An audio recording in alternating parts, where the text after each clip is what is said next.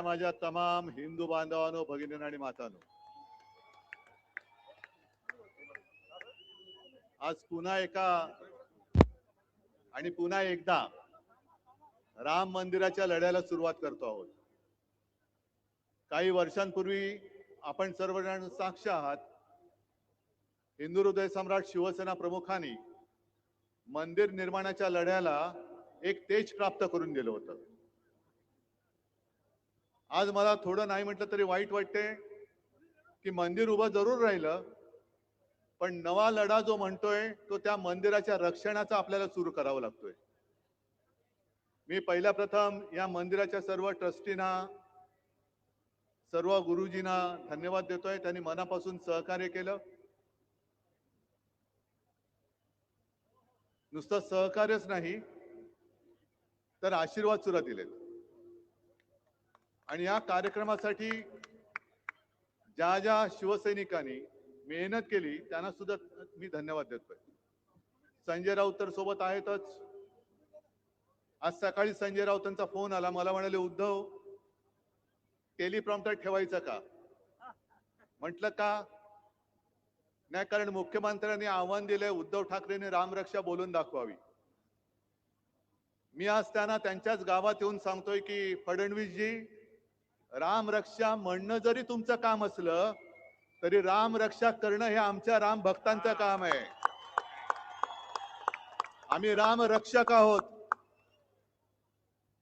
मनामध्ये भाव नाही आणि रामरक्षा म्हणताय म्हणजे मनी नाही भाव आणि देवा मला पाव, हे आमचं हिंदुत्व नाहीये.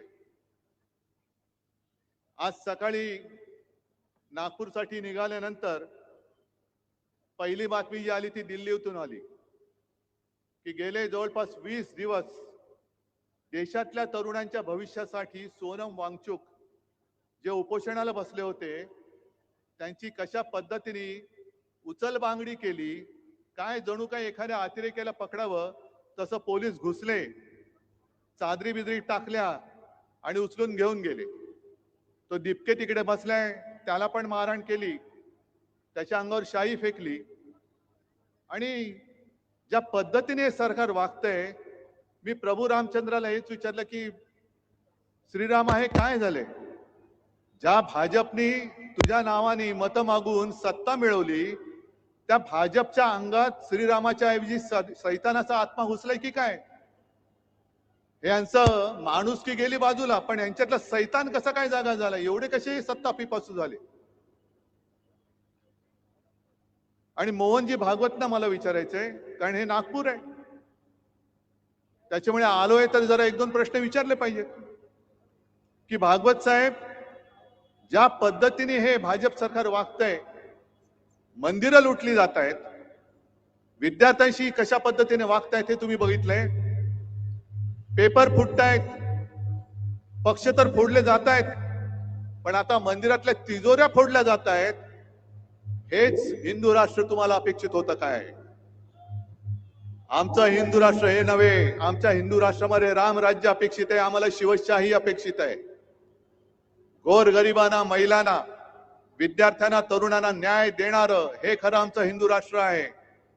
कॉन्ट्रॅक्टरना अभय देणारं हिंदू राष्ट्र आमचं असू शकत नाही. आणि म्हणून भागवत साहेब, तुम्ही जे याच वर्षी फेब्रुवारीमध्ये बोलला होतात की या देशातले मुस्लिम सुद्धा हिंदूच आहेत आणि हिंदूंनी 2 ते 3 अपत्य जन्माला घालायला पाहिजे, बोलले होते ना रे?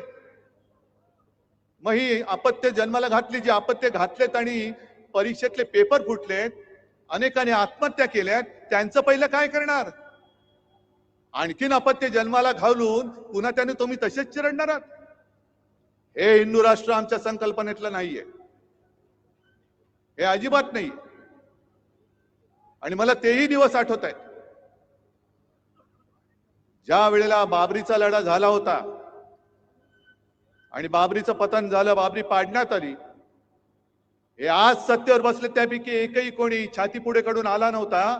तेव्हा फक्त एकमेव हिंदू हृदय सम्राट उभे राहिले होते, कारण भाजपवालेच तेव्हा म्हणत होते की हे आमचं काम नाही, असेल तर शिवसैनिकांचं काम असेल. मला वाटतं संजय राऊत तुम्ही फोन केला होता, कारण मी स्वतः तेव्हा बाळासाहेबांच्या बाजूला उभा होतो.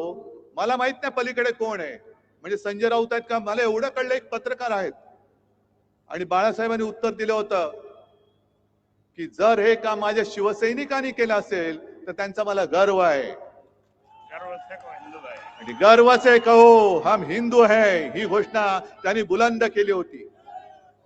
अनेक कारसेवकांनी तुरुंगवास भोगला, अनेकांनी बलिदान केलं, अनेक जण त्यावेळेला झालेल्या पोलीस अत्याचारामध्ये कायमचे अपंग झाले. बाळासाहेबांनी जो धोका डोक्यावरती घेतला होता, अनेक जणांनी जे बलिदान केलं, हे यांच्या चोरांच्या पोटापाण्याची सोय करण्यासाठी नव्हतं केलेलं. मंदिर वही बनाएंगे, कशाला? बनाने के बाद लुटने के लिए. आम्ही आहोत ते मंदिर लुटारूंच्या विरुद्ध आहोत. फडणवीस साहेबांना सांगायची की आमची चेष्टा टिंगल मस्करी करण्यापेक्षा तुम्ही मंदिर लुटणाऱ्यांच्या बाजूने आहात की राम रक्षा करणाऱ्यांच्या बाजूने आहात ते पहिले स्पष्ट करा. हे आंदोलन म्हणजे राम रक्षा पाठ आहे की नाही बघण्याचं आंदोलन नाहीये. हे एखाद्या वर्गाच्या मॉनिटर सारखं बोलू नका. राम रक्षा पाठ आहे की नाही. राम रक्षा म्हणजे आज जे आपण नेहमी म्हणतो की रामाने आपली रक्षा केली पाहिजे, आज राम भक्तांना रामाची रक्षा करण्याची वेळ या रामाच्या नावाने मत मागून सत्तेत आलेल्या भाजपच्या कारभारामध्ये आपल्याला करावी लागते. याच्यासारखं हिंदूंचं दुर्दैव कोणतं? आणि कोणतं असं क्षेत्र आहे की ज्याच्यामध्ये भ्रष्टाचार नाहीये? केदारनाथच्या मंदिरात चोरी झाले, बद्रीनाथच्या मंदिरात चोरी झाले, उज्जैनमध्ये जमीन घोटाळा झालेला आहे, अयोध्येमध्ये जमीन घोटाळा झालेला आहे. अयोध्येमध्ये सुद्धा मंदिराच्या नावाने स्वस्तात जमिनी घेतल्या गेल्या आणि शतपटीने किमती वाढून ट्रस्टला विकल्या गेलेल्या आहेत. हे मी नाही म्हणत, बाकी सगळे म्हणतायत. अनेक जण जे साधू आहेत ते आज राग व्यक्त करतायत, संताप व्यक्त करतायत. आणि एका साधूने तर सांगितलं हे तो मंदिर नाहीये, हे तर म्हणे पैसा गोळा करण्याचं केंद्र झालेलं आहे भाजपचं, एटीएम. आणि मग आणखीन काही जणांनी म्हणाले की तिथे जो काही पैसा गोळा केला गेला, तिथे जो काय तिजोरीवरती डल्ला मारला गेला, त्यातून आमदार खासदार विकत घेतले गेले. आज मला त्या गद्दारांना सुद्धा बोलायचंय, विचारायचंय. माझ्यावरती आरोप करत होतात बाळासाहेबांचे विचार सोडले. अरे मी बाळासाहेबांचा विचार घेऊन आज सुद्धा ठामपणाने उभा आहे. मंदिर चोरांना आम्ही जाब विचारायला उभे आहोत. तुमच्यामध्ये जर हिंमत राहिली असेल तर तुम्ही भाजपला प्रश्न विचारून दाखवा. त्यांच्या घरचे पाणके होऊ नका. तुमच्यामध्ये जर हिंदुत्वाचं अस्सल रक्त असेल, या गद्दारांच्या अंगामध्ये हिंदुत्वाचं अस्सल रक्त असेल, तर त्याने मंदिर चोरांविरुद्ध आपली भूमिका स्पष्ट करायला पाहिजे. का नाही करत? कारण यांच्यामध्ये दम, यांच्या डोक्यामध्ये नुसत्या भगव्या टोप्या नाहीयेत. मी हा भगवा झब्बा आणि हातामध्ये भगवा झेंडा हा काही गंमत म्हणून घेतलेला नाहीये. आमच्या अंगामध्ये जे हिंदुत्व शिवसेना प्रमुखांनी भिनवले त्याचं हे प्रतीक म्हणून आम्ही भगवे टोप्या आणि भगवा झब्बा आणि भगवे झेंडे घेऊन फिरतो आहोत. ही काय नाटक कंपनी काढलेली नाहीये. गेल्या वेळेला याच भाजपने आपल्या बरोबर दगाबाजी केली आणि म्हणून आपल्याला महाविकास आघाडीचं सरकार स्थापन करावं लागलं. तेव्हा हेच काऊर करत होते, हिंदुत्व सोडलं, हिंदुत्व सोडलं. अरे आम्ही हिंदुत्व सोडूच शकत नाही. पण आज मला भाजपला विचारायचंय, तुम्ही का हिंदुत्व सोडलात? तुम्ही का बोलत नाही आहात? आणि माझी तर ठाम मागणी आहे, हे एसआयटी बीसायटी यांनी स्थापन केलेली थोतांड आहेत, ही नाटकं आहेत. एक एक विषय निर्माण झाले तर दुसरा विषय काढायचा की पहिला विषय लोक विसरून जातात आणि मग त्याचंच भांडवल करायचं. आणि त्यांना माहिती आहे लोकांची मेमरी ही जास्त दीर्घकालीन नसते. पण मंदिर लुटीचा विषय आम्ही जोपर्यंत धसास लागत नाही तोपर्यंत आम्ही सोडणार नाही. मुंबईमध्ये केले, नागपूरमध्ये केले, मी तर राज्यात सगळीकडे जाणार आणि बाहेरच्या राज्यात अगदी अयोध्येला आणि काशी विश्वनाथ त्याच्या सुद्धा दर्शनात जाऊन मी महाआरती करेन. कारण हिंदुत्वाला जाग माझ्या वडिलांनी आणलं. होय, घराणेशाही म्हणा पाहिजे तर माझ्या वडिलांनी आणलेली आहे. त्यांनी जागा केलेला हिंदू तुम्हाला मी झोपू देणार नाही. आणि हे चौकशीची थेरं करू नका, चौकशीची नाटकं करू नका. जर तुम्हाला प्रामाणिकपणाने याचा निकाल लावायचा असेल तर निवृत्त न्यायमूर्तींच्या अधिपत्याखाली चौकशी समिती स्थापन करा आणि न्यायमूर्ती सुद्धा गोगलगाई सारखे नकोत, तबका आणि आरत्या ओवाळणारे नकोत, तर निस्पृह आणि निष्पक्षपातीपणाने काम करणारे अभय ओकांसारखे निवृत्त न्यायाधीश तिकडे नेमा आणि मग दूध का दूध पाणी का पाणी बघा कशात काय ते शोधा तुम्ही. पण आम्ही कशावरही प्रश्न विचारायचे नाहीत. काही विचारलं तर हे देशद्रोही ठरवतात. आणि या राम मंदिर चोरीबद्दल यांच्यातलेच एक व्यक्ती आहेत, काय बोलतायत बघा. शायद उन्होंने श्रद्धा पूर्वक भाव के साथ भगवान के मंदिर में अर्पित नहीं किया होगा, इसलिए उनका पैसा चोरी ऐकू येते करे. हमारा पैसा चोरी नहीं हुआ, हमारा पैसा मंदिर में लगा है. थोडक्यात सांगतो तुम्हाला, उत्तर प्रदेशचे हे विधानसभेचे अध्यक्ष आहेत सतीश महाना, आणि ते म्हणतायत की ज्यांनी सच्चे श्रद्धा काय भाव के साथ म्हणजे श्रद्धेने ज्यांनी पैसे दिलेले नाहीत त्यांचे पैसे चोरीला गेलेत, आमचे पैसे तसेच आहेत, आणि ज्यांचे पैसे चोरीला गेलेत असं वाटत असेल त्यांना माझ्यासारखे करोडो लोक पैसे द्यायला तयार आहेत. राम मंदिर ही तुमच्या बापाची जागीर नाहीये. आम्ही सुद्धा राम भक्त आहोत. आणि तुम्हाला सगळ्यांना लक्षात असेल की 2 वर्षापूर्वी 22 जानेवारीला अयोध्येमध्ये जेव्हा राम मंदिराचं लोकार्पण झालं होतं, मोदी बसले होते तिकडे, एकही शंकराचार्य त्यांच्या सोबत नव्हता. आणि तेव्हा आपण कुठे होतो? आपण नाशिकच्या काळाराम मंदिरामध्ये होतो.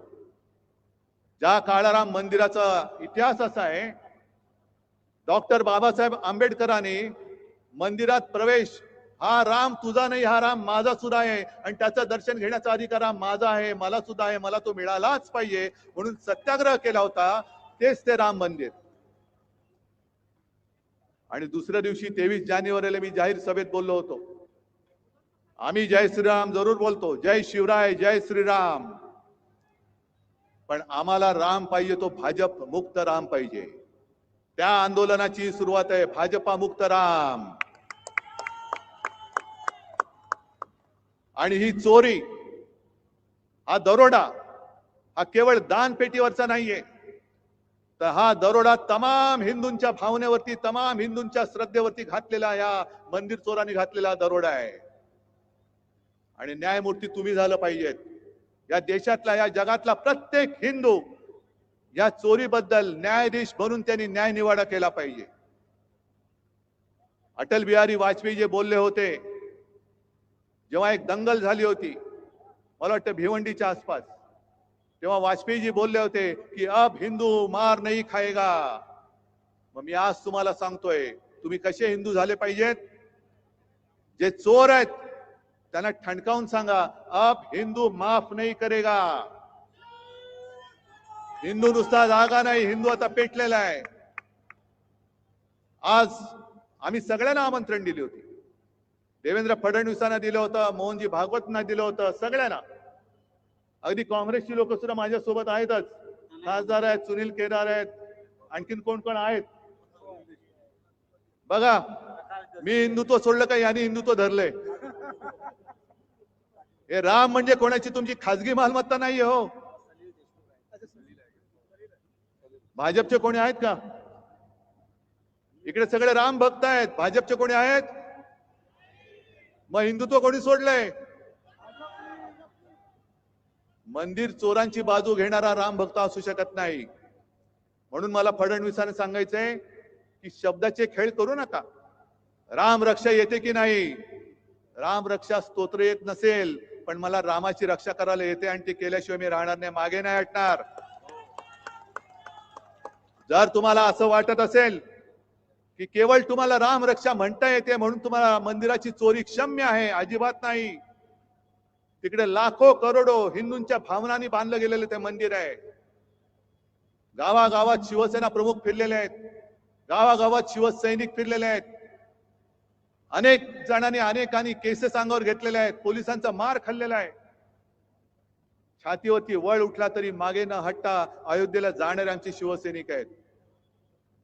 आणि त्या शिवसैनिकांना सोबत घेऊन राम रक्षा म्हणण्याचं नव्हे, तर राम रक्षा करण्याचा हा लढा मी आजपासून सुरू करतो आहोत. चोरानो मध्ये येऊ नका. चोरानो मध्ये येऊ नका. आणि हा राम भक्त आणि राम मंदिर चोर असा लढा आहे. सगळ्यांनी ठरवायचं तुम्ही कोणत्या बाजूला आहात. राम भक्तांच्या बाजूला आहात की मंदिर चोरांच्या बाजूला आहात. हे फडणवीसांनी उत्तर द्यावं. भागवत साहेबांनी उत्तर द्यावं की तुम्ही कोणाच्या बाजूला आहात. कारण तुमचं जिथे राज्य आहे त्या उत्तर प्रदेशचे अध्यक्ष जर या एवढ्या मस्तवालपणाने बोलत असतील आणि तुम्हाला कोणाला काही वाटत नसेल तर तुमचं हिंदुत्व हे ढोंगी आहे. आज हे मी तुमच्या नागपूर मधून तुमच्यावरती आरोप करतोय.